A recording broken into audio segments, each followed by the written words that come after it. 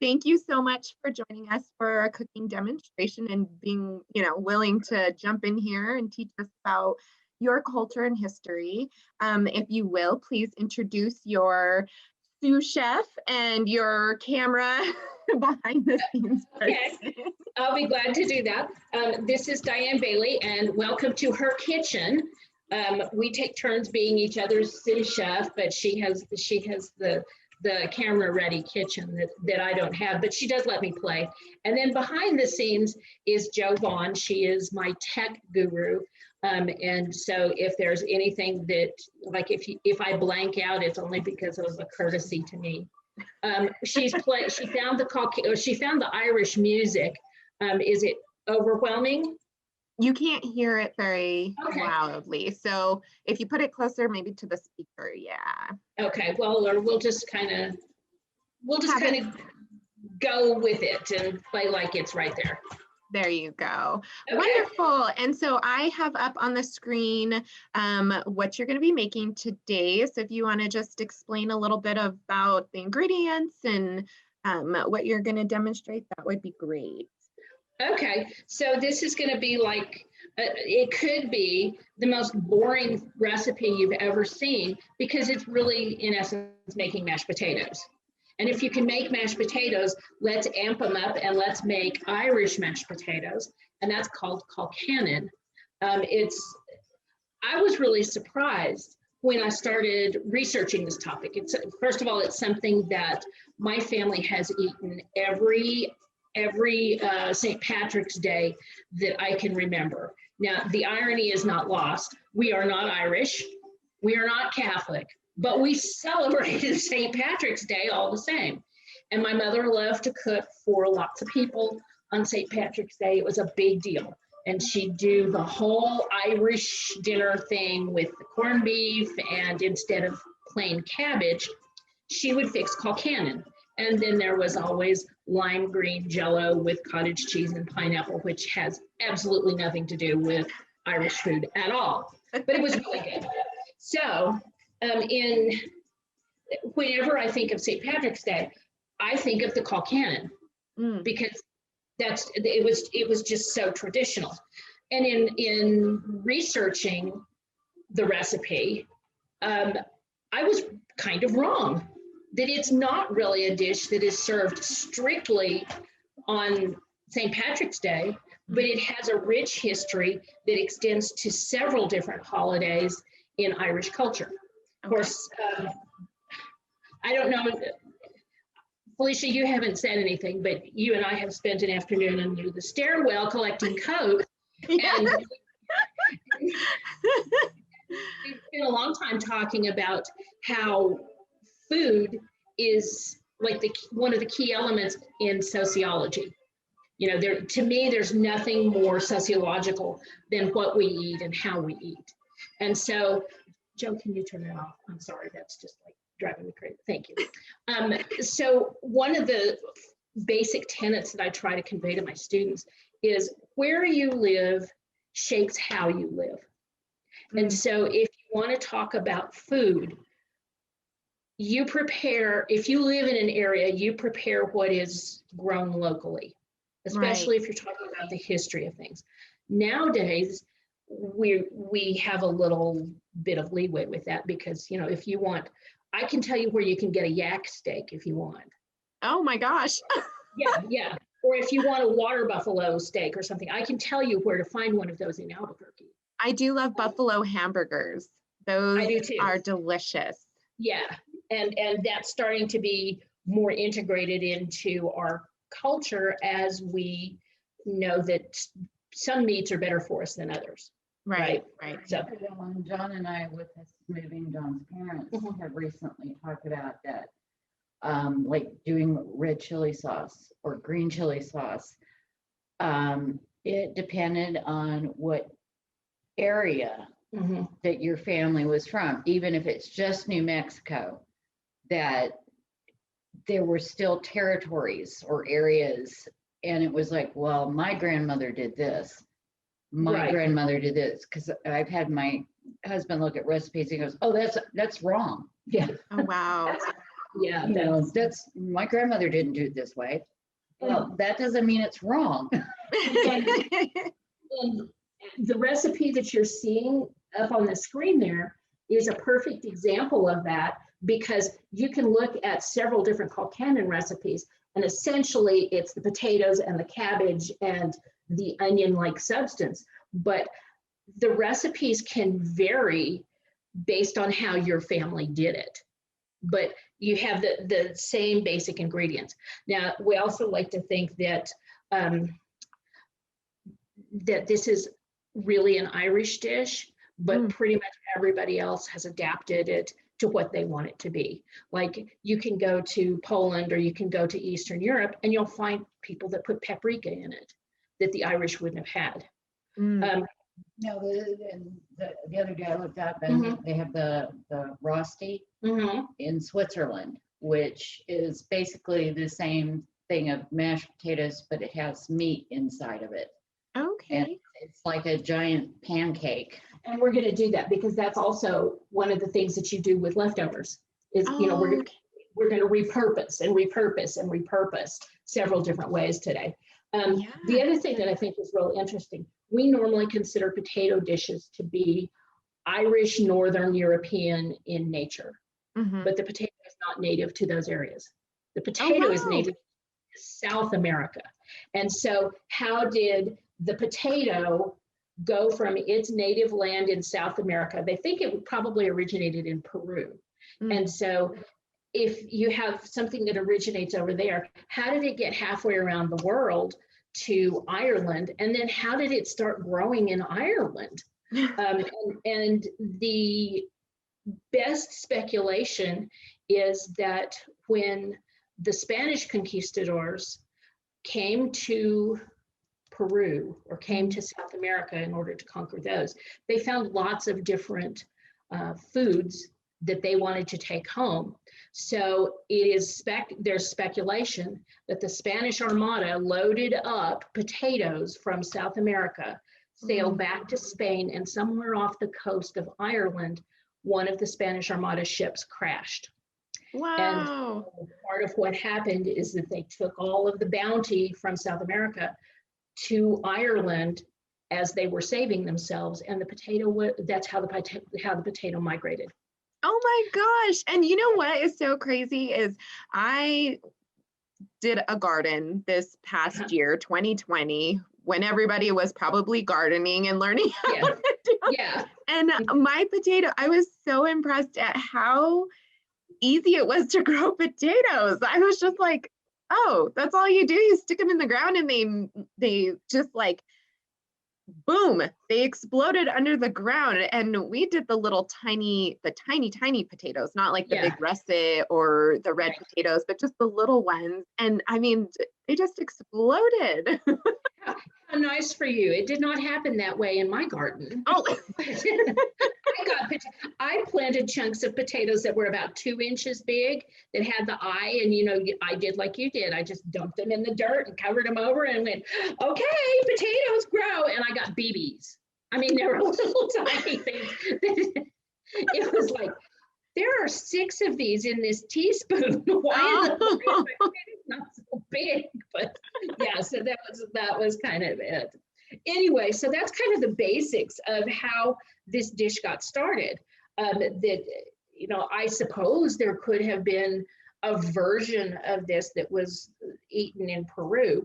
They did different things with their potatoes than the Irish did. There are also some other products that you typically associate with the geography of Northern Europe, which are the cold vegetables, cauliflower, broccoli, cabbages, Brussels sprouts. Those things were pretty indigenous to those areas. So you would expect that there would be some kind of combination of those. But today we're going to start with just the basics. We're going to start with your basic mashed potatoes. And if you can make mashed potatoes, you can make Colcannon. Yay! All right. Well, I'm excited because I love all things potatoes, specifically French fries.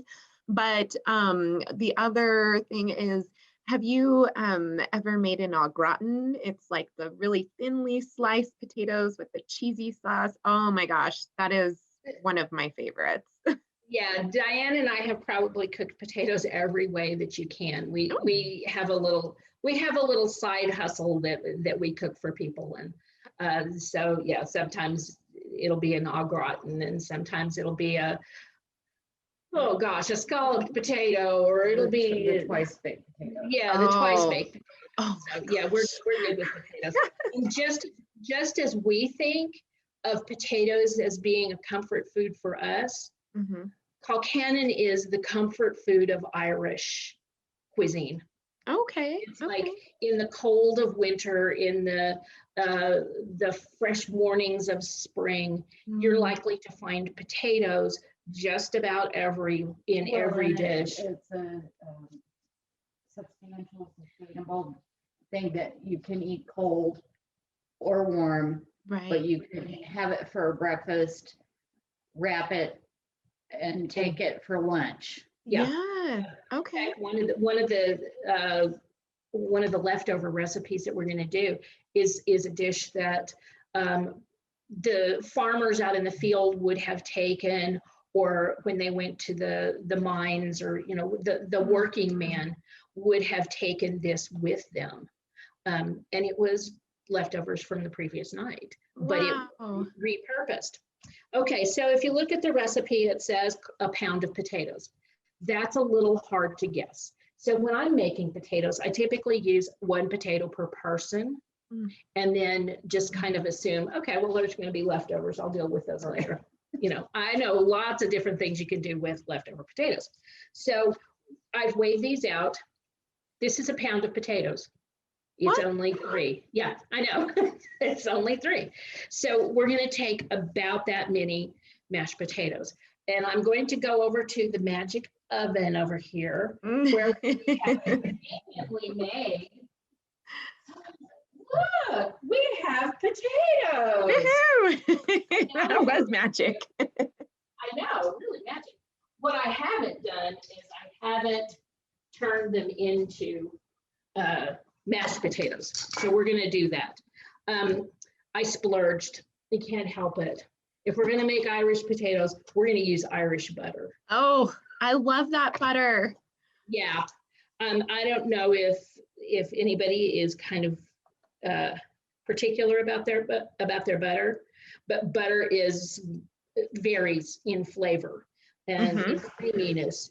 And sometimes you can taste how the cows were raised by how the butter tastes. Like sometimes you can taste a little springtimey type thing. Interesting. One of the things that I learned when I ended up in Germany with my parents, and we weren't military, so we lived on the economy. And I was there 2.5 years. When I first came back to the States, I was out to dinner somewhere and had a roll and put butter on it.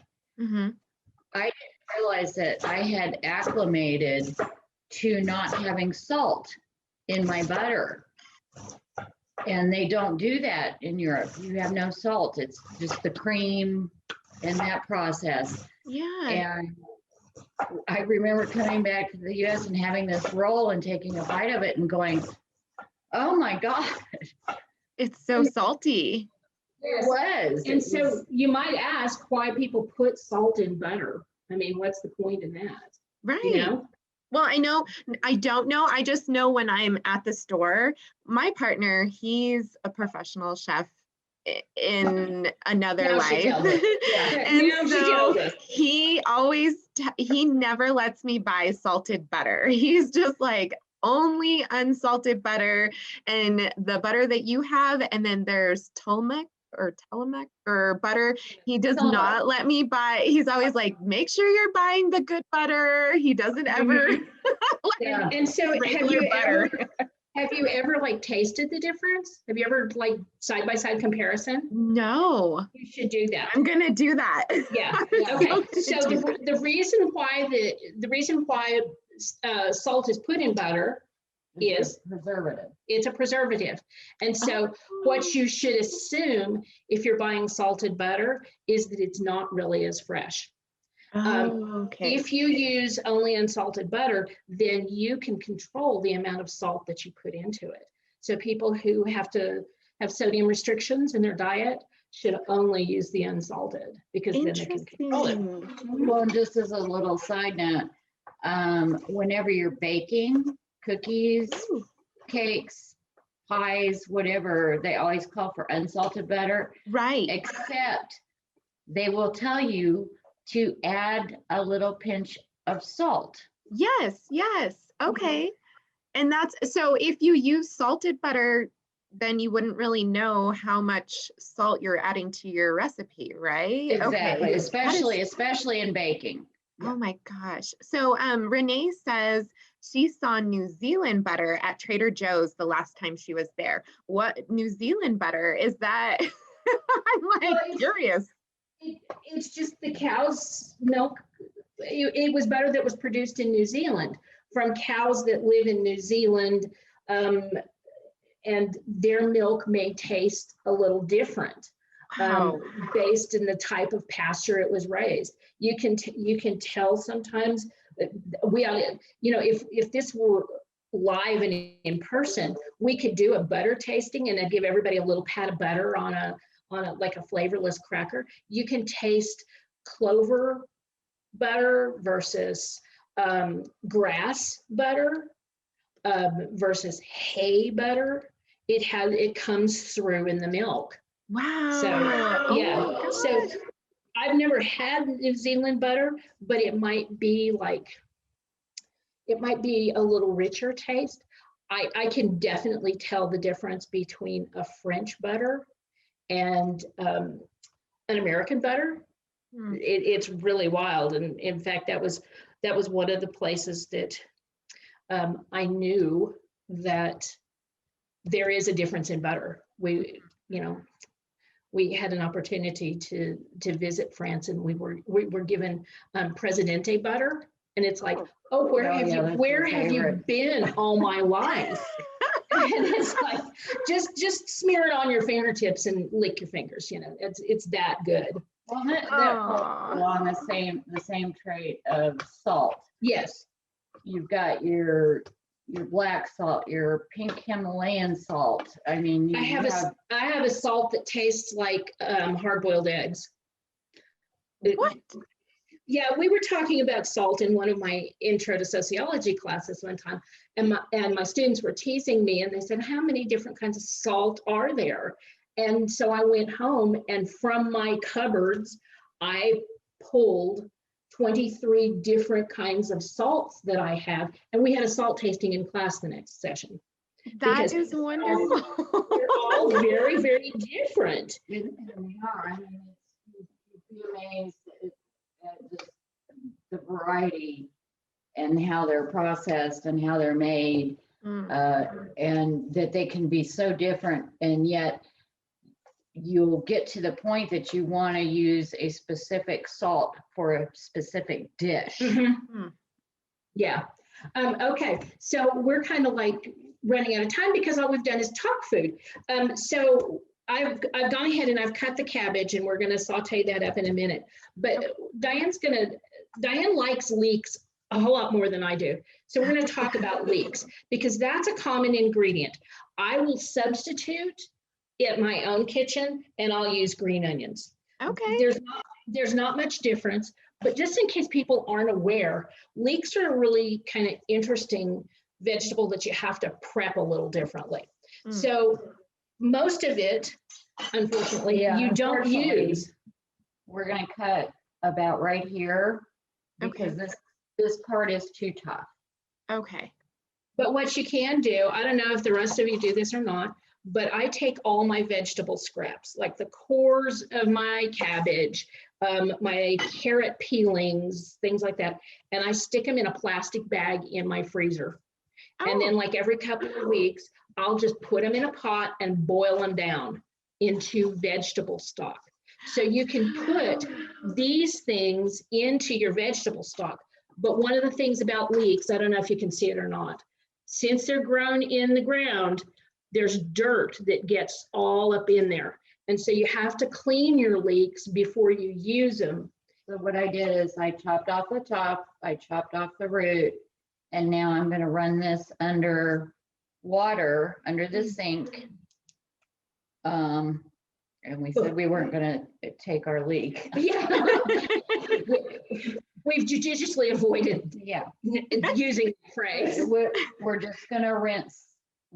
All you have to do is just rinse it through and let the water run, and it'll rinse out those little dirt bits that are in there. So you mean the grainy minerals? We don't need to add those as ingredients?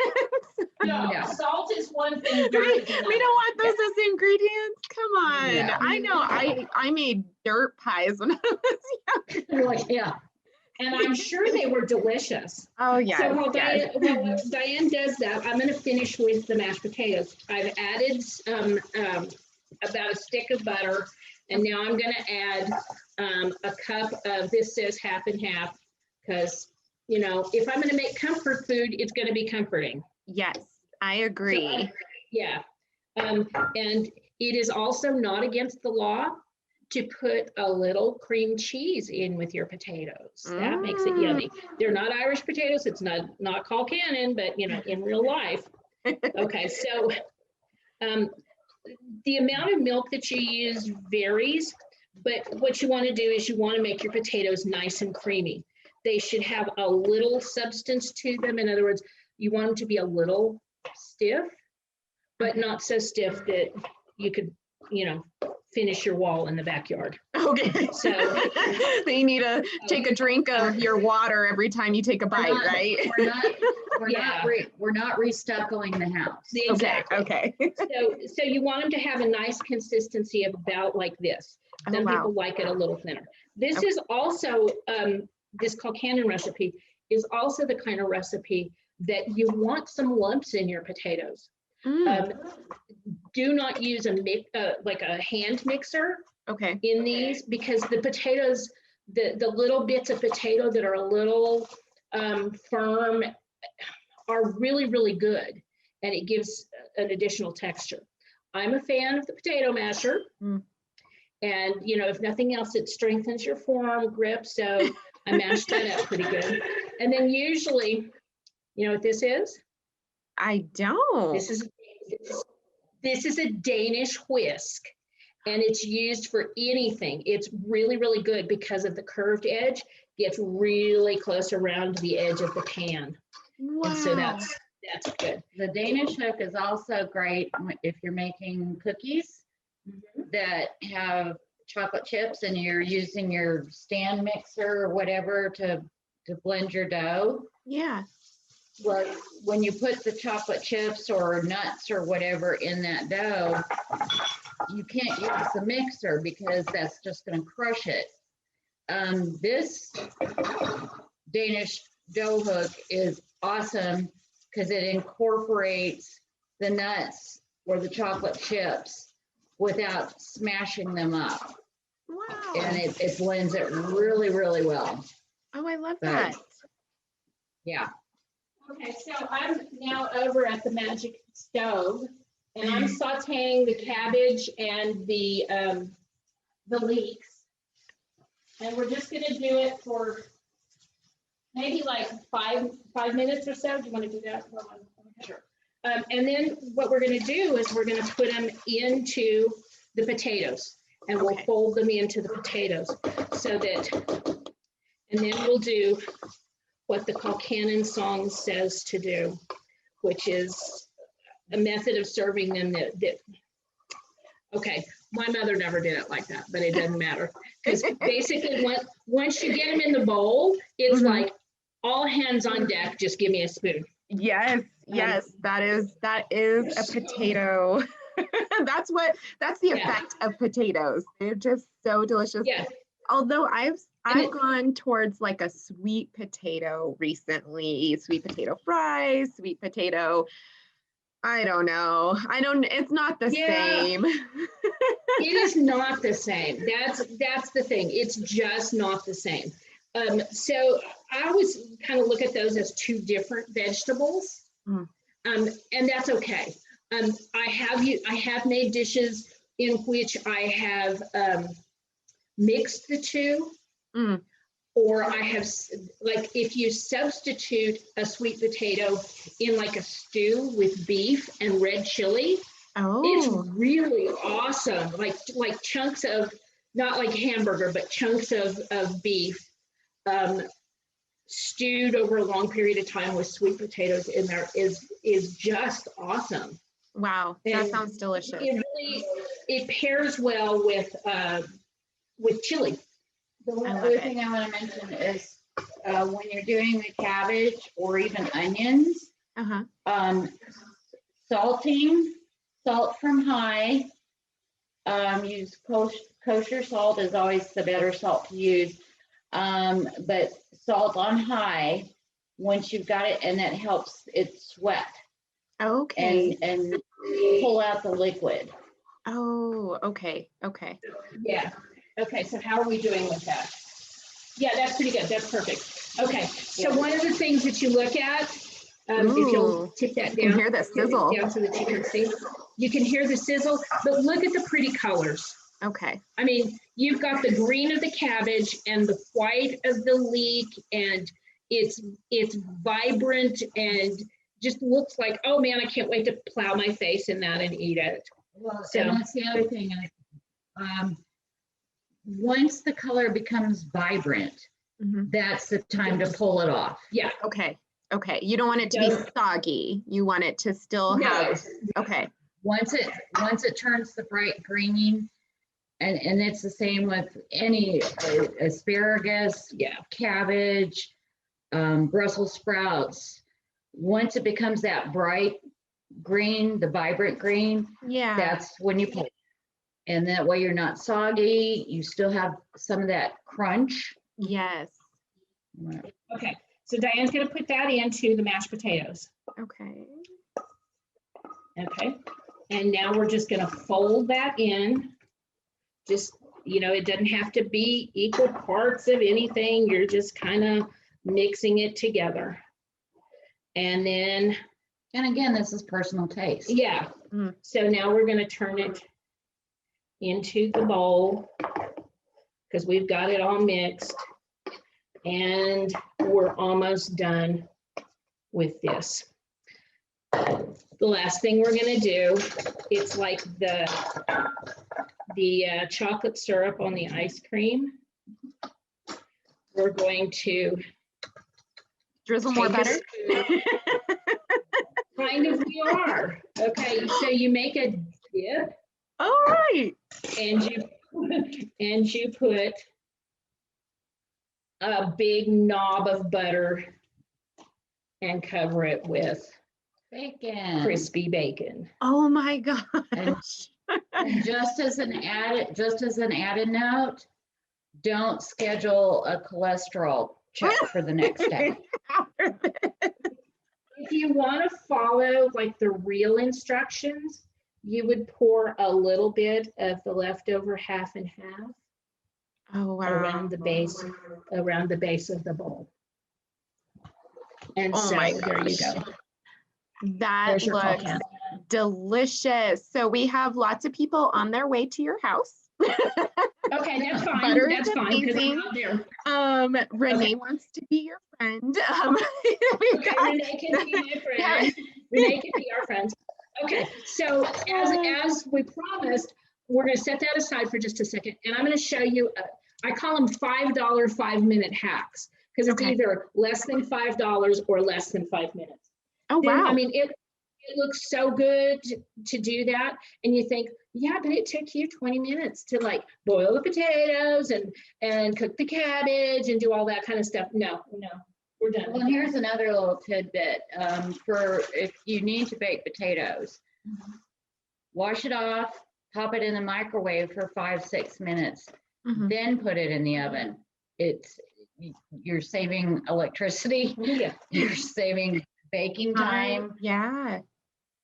Yeah. Okay, so here's the 5-minute $5 hack. This one's the 5-minute hack. Okay. Instant mashed potatoes. Instead of using water, use a little bit of milk. Okay. Coleslaw mix is your cut cabbage. Okay. Throw a couple of green onions that you chopped in.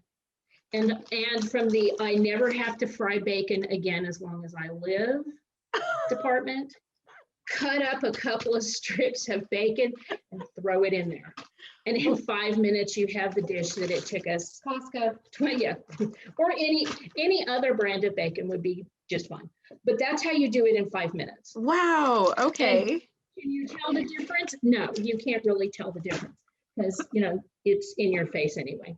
So what do you say? Is there an aroma spray that you can do to help with that? No, but I can tell you that as soon as 11 o'clock rolls around, we're going to be having a spoon in the call cannon. Oh, I made it for dinner last night, you know, so that we could have a little bit of leftover. And I also made the corned beef last night because that's going to be our third dish. So what do you do with the leftovers? Okay. You can do anything with them, but I've got a little bit left over from last night. I'm going to put an egg in, and I'm going to put a half a cup of flour in with this. Potatoes with flour? Yeah, just wait. Just do it. Wait. Just trust you. Okay. Irish twist. And we're just going to make this up. We're not going to cook it for you. No, because we're good. And so once that's mixed up, like with your little Danish hook, and you might need to add a little milk. You shouldn't need to add a little milk to it. You're going to take this and you're going to flatten it out in your pan that has some grease in it. Okay. And you're going to make potato pancakes. Oh. In Ireland, they're called boxties. And this would be Boxty is the name of it. Boxty. Okay. And you can make these with anything. And this is what the men would take out into the fields to eat.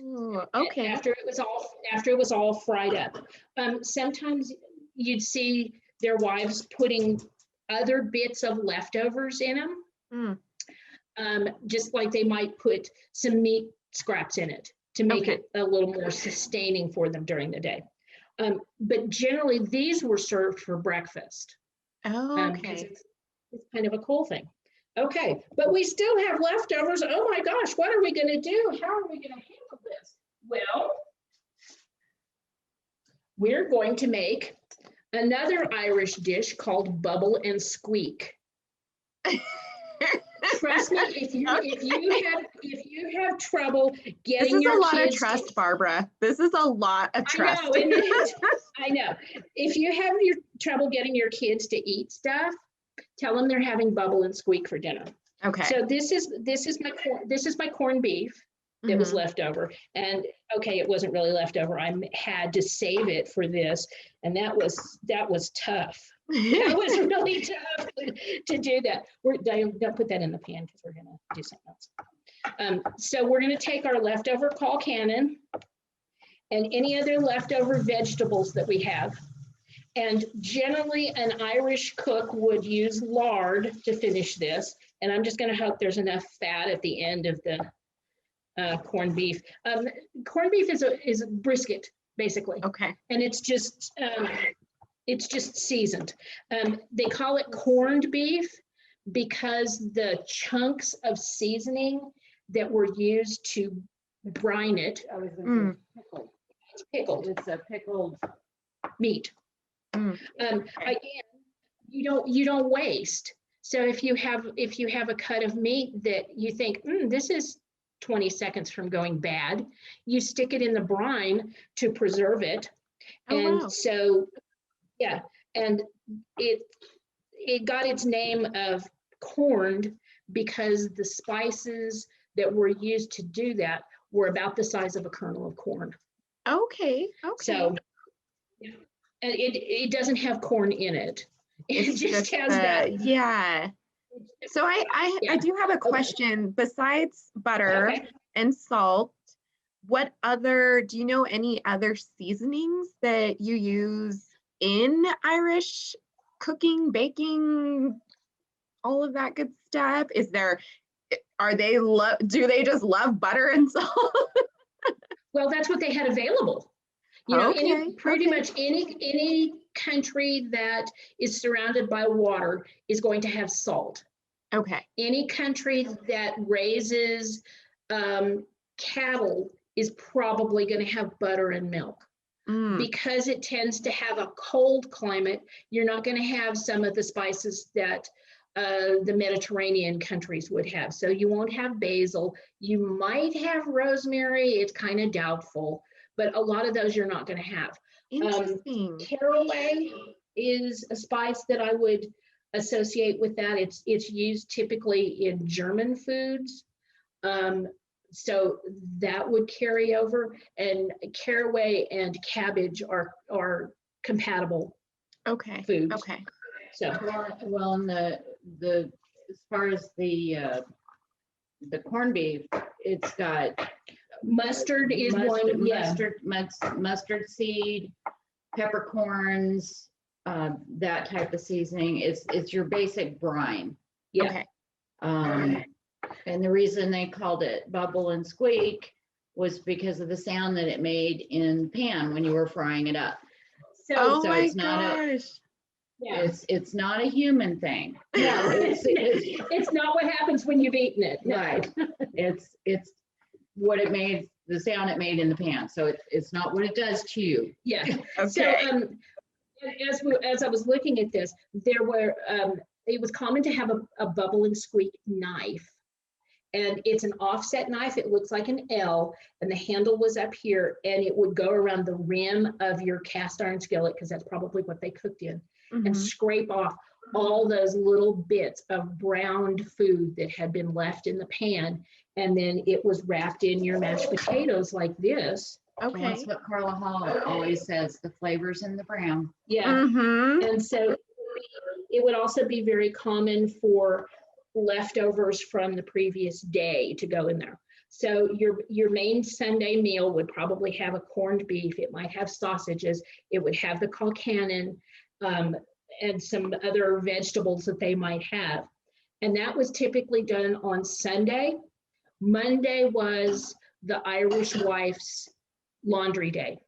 So because the laundry took so much a part of her day, she would make bubble and squeak on Monday, because it's like putting everything together. So what you do is you mix it all up like this. Ian's got a skillet going. And what I'm gonna do, we're gonna bring the skillet over, can we? Okay, and she's put oil in the skillet. Okay. And now we're gonna dump all that mess in there, and you think, oh my gosh, that looks so nasty. Wait, we're gonna mash it down in the pan, and we're gonna. Ooh, can we move the? Oh, sorry. Can we move the pot? Yeah. Perfect. Yeah, we can. Thank you. Yeah. Okay. My tech specialist. Yeah, you're on it, Tech. Good job. And we're gonna put it in the skillet just like this, and it's gonna fry until you hear the bubble and the squeak. Okay. And then you know it's time to flip it. And it comes out crispy on the bottom, typically. Yeah. Okay. Okay. Oh, wow. Okay. And then you just cook it until it's done. And then it was typically sliced in like wedge shapes. Oh my God. And I would get your if you have a cast iron greased pan, I would get it piping hot. Get it put in there, and then let it sit, and I would say do a medium-high heat to get it warm through. Okay. Okay. Yeah. But oh my gosh, look at all of this. Just like a week's worth of cooking.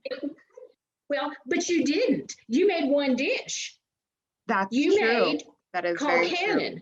You just repurposed it you repurposed it 2 different ways, but the hack is just, that's just for grins. That's right. But so, it's like, that would be how typically an Irish cook would do things. Cause you may be talking about in a day, like nowadays, of course they have refrigeration and they have ways of preserving food. But back in the days when colcannon was first, the first recipe for colcannon, it dates to like the late 1600s, early 1700s. I mean, it's a really, really old recipe. And so back then they didn't have ways to keep their food, so they used every bit that they had, and this was how they did it. The other way is how we kind of do things now. You wait until the end of the week, you open all the containers that are in the refrigerator, and you go, soup, yay! It's called stew. It's called stew. Mm. Well, the first day it's called soup. The second day it's called stew when all the juices have boiled down. But they did the same thing, and it was generally hunks of beef, potatoes, carrots, and cabbage. Wow. Yeah, with stuff like that. So, you know, it's really interesting. Now, at the start of this, we talked about how I was surprised to know that colcannon is not just a springtime dish or a St. Patrick's Day dish. One of the other times that it's used was around Halloween, that apparently colcannon and the Irish culture are very connected with Halloween as a holiday. Sometimes they were called fortune potatoes, because now try not to get too grossed out or call CPS on this, but you know, you think, oh my gosh, they put things in their colcannon, like they would put a button in, and if a man was eating his colcannon and he found a button, then he would be a bachelor.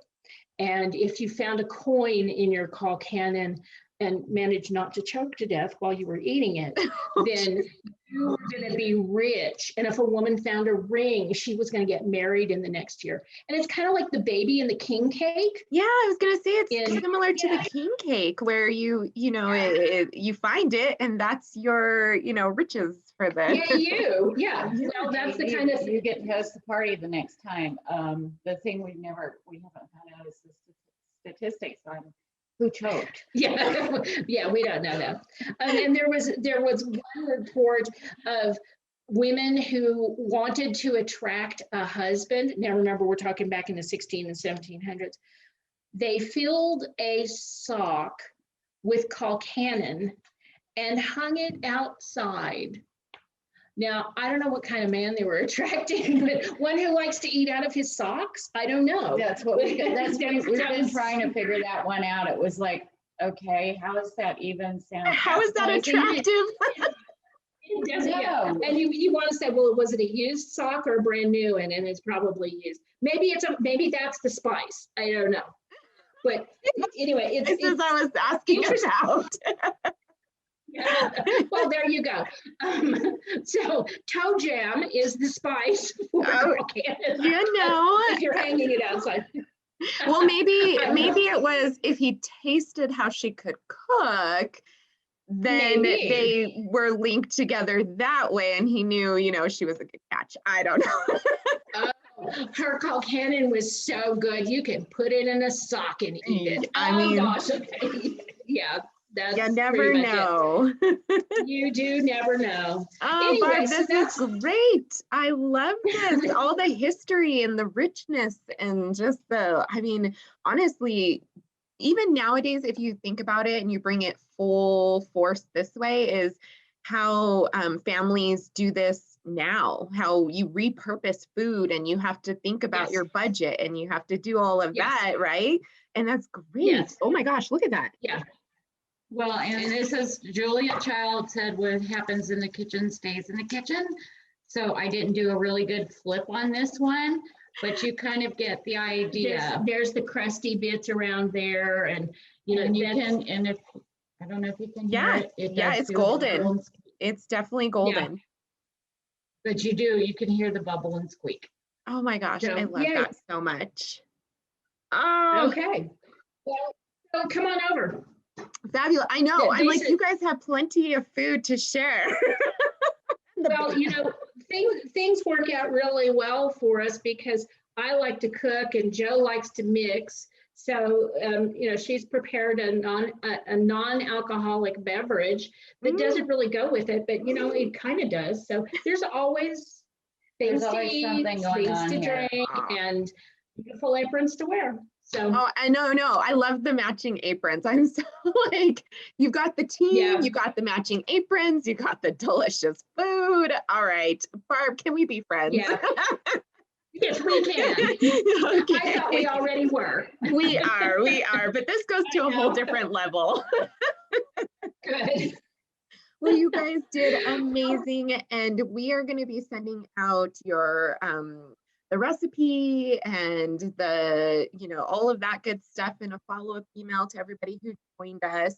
And yeah, look, you thought you would have more time, but we are only like what 8 minutes out. So good job. I know. So yay, we did it. Yay, go Barb's team. Okay. Well, thank you everybody thanks for joining. And yeah, we had fun. So now Yes. we're gonna eat. Yes, Sorry, yes, it sorry is you almost didn't get that. lunchtime. Early I know. lunch. Doesn't that work out well? It did. It worked out perfect. Everybody is sending thank yous and love your dish. Great information. I love the history. I did too. I would have never known. Any, Oh, well, good. That's any questions? Let's see. We have somebody who wants you to do another class in the fall. absolutely we'll do it. Any specific dish? Oh, somebody wants the address to where they can go eat. Okay. I got to tell you, the corned beef turned out really, really good. Yeah, and I did this in the Instant Pot too. Oh, so, so that is a good question. How do you get it so it's not so dry? Because I've had both. I've had really juicy and flavorful corned beef, and then I've had really dry, like not good. Okay, so with the cut of meat this is, it's a brisket. And there are 2 cuts of brisket. One is a point cut and one is a flat cut. And it depends on what you want to do with your meat afterwards. I like mine sliced so that I can do it for a whole bunch of different things. Okay. But there are some people who like it shredded. Oh, okay. I use a flat cut because I want slices. Point cut will give you shreds. The secret to cooking the brisket so that it's moist and tender, and it doesn't matter exactly where you do this, the process is the same, low and slow. Okay. So you cook it on a low heat and you cook it slowly, and it will give you that moist. The pressure cooker cooks kind of in a different method, and the Instant Pot is a pressure cooker. Okay. And so you put in your Instant Pot, you put your meat and you put like a cup of liquid, and depending on the thickness of your meat and the type of cut it is, you wouldn't dare do a fillet in your Instant Pot, but you would do meats that typically are a little tougher in there. And you just cook this for, it was a 3-pound corned beef, and I cooked it 90 minutes, and it is wonderful. It's tasty and juicy, and I like mine topped with a little brown mustard, golden brown mustard.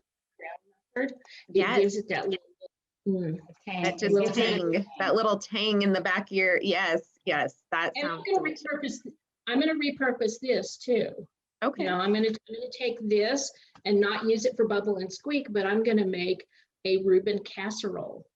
And it's going to start with rye bread and the shredded. How about that? How about that? We're going to put the corned beef on top of the rye bread, and then we're going to cover it with sauerkraut, and then we're going to make a fake Russian dressing that's going to go over the top and cover it with Swiss cheese. Oh my gosh. Okay, well, we're gonna disconnect so I can get the address. Okay. I'll let you know. Yes. Well, thank you guys again so much for being willing to join us for our cooking demonstrations. And yes, we will book you for the fall. So that way we can get more tips and history, because that was phenomenal as well. Thank you so much. Okay. Well, thanks for having us. Thank you to everybody who joined us. We really appreciate you. Thank you, everybody. Have a great day. You too.